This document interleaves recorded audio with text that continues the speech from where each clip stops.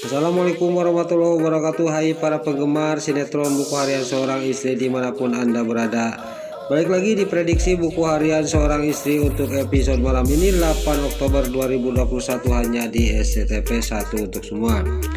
Di episode selanjutnya terlihat Dewa dia menerima tawarannya Neratu untuk mengerjain proyek stadion yaitu yang dipimpin oleh Bu Arni. Tapi di sisi lain Bu Farah malah dia memarahin Pasha. Pasha juga dia tidak terima karena dia dimarahin oleh Bu Farah. Dan lagi cekcok Bu Farah sama Pasha, Dewa juga ngomong kepada Pasha, "Kamu pulang aja Pasha," kata Dewa kepada Pasha. Pasha juga pulang dan keesok harinya di sini Dewa juga langsung meeting ke kantornya Bu Ana. Di sini meetingnya Dewa juga Bu Arni sangat setuju dan dia juga menerima keputusan Dewa, kata Bu Arni. Lalu di sini Dewa juga menghampiri Neratu. Neratu juga sangat senang Dewa mau menangani proyek stadion itu dan dia juga langsung memeluk Dewa karena dia sangat kangen kepada Dewa. Terlihat di sisi lain Dewa yang lagi dipeluk oleh Neratu, Pasha sangat senang dan Tante Marlin juga sangat senang melihat Neratu dia gembira dan dia juga lagi memeluk Dewa. Tapi di sisi lain si Nurul Tunjung si muka dua bukannya senang, dia malah dia ngegedeg, dia sangat emosi. Dia juga lagi malah dipotol Dewa yang lagi dipeluk oleh Neratu. Dia juga di video Dewa lagi dipeluk sama Neratu dan dikirimin oleh kepada si Ken Kelvin. Dia tidak tahu bahwa di sisi lain Pasha dia melihatin dia. Lalu singkat cerita di sini Tante Marlin, Neratu dan Dewa dan si Priska dan Bu Arni juga dia akan pergi ke proyek stadion itu. Singkat cerita sampailah ke tempat stadion itu. Pas sampai ke tempat sana tiba-tiba ada serangan dari anak buahnya si Ken Kelvin yang sudah direncanakan oleh si Nurul Tunjung si Priska. Tapi di sini Pasha juga sama Dewa tidak tinggal diam dan terjadilah perkelahian antara anak buah si Ken Kelvin sama Pasha dan Dewa. Gak lama kemudian di sini juga bisa diselesaikan, anak buahnya si Ken Kelvin juga pada kabur semua. Lalu sudah dia pada kabur, di sini terlihat Neratu juga ngomong kepada Dewa. "Itu siapa berani-beraninya dia merusak proyek kita," kata Neratu kepada Dewa. "Pokoknya ini harus dicari tahu apa sebabnya dan siapa orangnya," kata Neratu kepada Dewa. Dewa juga ngomong kepada Neratu, "Pokoknya nenek tenang aja, Dewa pasti akan bisa menanganinya," kata Dewa. Lalu di sisi lain Bu Arni ngomong kepada Dewa, "Ini pasti ada yang gak suka kamu dapat proyek ini," kata Bu Arni kepada Dewa. "Saya juga tidak akan tinggal diam, kasus ini akan dilaporkan kepada polisi," kata Bu Arni kepada Dewa.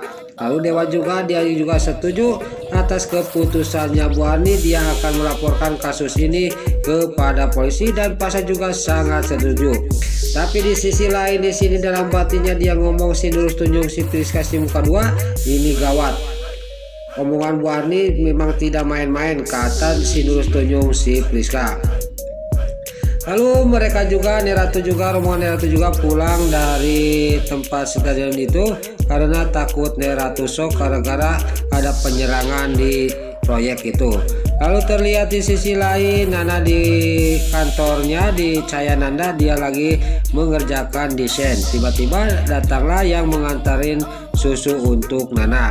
Lalu Nana juga ngomong kepada dirinya, "Kok kamu tahu saya waktunya minum susu?" kata Nana sambil senyum kepada orang yang membikinkan susu itu. Lalu dia juga ngomong, "Memang saya ditelepon oleh Pak Dewa, katanya suruh bikinin susu," kata dia. Untungnya susu itu tidak diminum, padahal itu pekerjaan si Nurul Tunjung yaitu si Dewi. Pas mau diminum susu itu jatuh dan tumpah. Lalu Nana juga pergi ke toilet untuk membasuhi tangannya karena lengket sama susu itu. Pas di toilet dia membuka cincin untuk mau nyuci tangan. Pas dibuka tiba-tiba cincin itu jatuh. Pas dia jatuh itu ada si Nurus di depan si Nurus Tunjung si Dewi. Lalu cincin itu juga diambil oleh si Dewi dan terlihat Nana juga dia langsung menghampiri si Dewi dan dia juga mengambil cincin itu. Di sini Nana juga sangat geram kepada si Dewi.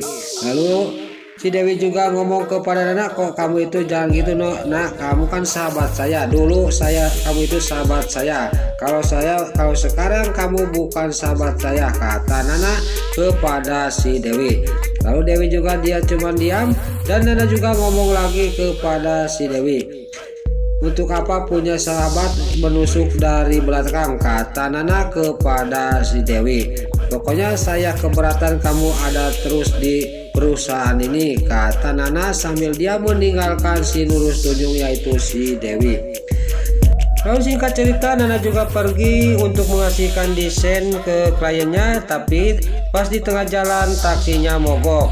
Nana juga tidak mau dia juga turun dari taksi itu. Lalu Nana pas turun dia juga kesakitan perutnya. Lalu di sini terlihat Nana sambil dia meringis kesakitan perutnya sambil berjalan untuk mencari taksi lagi. Untungnya di sisi lain terlihat oleh Mbak Lady juga melihat Nana. Dia sangat kaget kenapa Nana ada di sini sendirian dan dia juga kayak sakit, kata Mbak Lady. Lalu Mbak Lady juga dia menghampiri Nana. Lalu singkat cerita Mbak Lady juga dia membawa Nana pergi dari tempat itu dan dia juga akan dibawa ke rumah sakit. Tapi Nana tidak mau dibawa ke rumah sakit, saya tidak apa-apa, kata Nana kepada Mbak Lady. Lalu di sini singkat cerita Nana juga sampailah diantarkan ke tempat kliennya.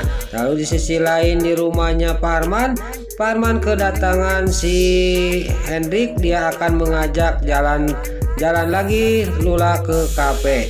Lalu di sini Pak Arman juga dia ngomong kepada Hendrik, silahkan aja, kata Pak Arman. Lalu mereka juga pergi dari rumahnya Pak Arman. Tapi pas sudah pergi Hendrik sama Lula, Bu Diana ngomong kepada suaminya, saya jadi curiga sama anak-anak Mas, kata Bu Diana kepada Pak Arman.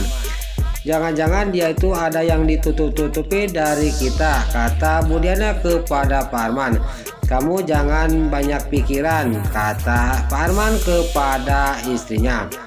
Lalu singkat cerita sampailah Lula juga sama Hendrik ke kafe itu. Gak lama kemudian datanglah Pasha. Lalu Pasha juga dia menghampiri Hendrik dan Lula juga. Pas Pasha datang dia juga sangat senang. Dasar Lula itu sudah cinta banget kepada Pasha dan Pasha juga sama dia mencintai Lula. Lalu Hendrik juga dia senang melihat mereka bahagia dan saya juga akan bahagia sama Mbak Lady, kata batinnya si Hendrik. Nah itulah alur cerita prediksi buku harian seorang istri untuk episode malam ini 8 Oktober 2021 hanya di SCTV 1 untuk semua.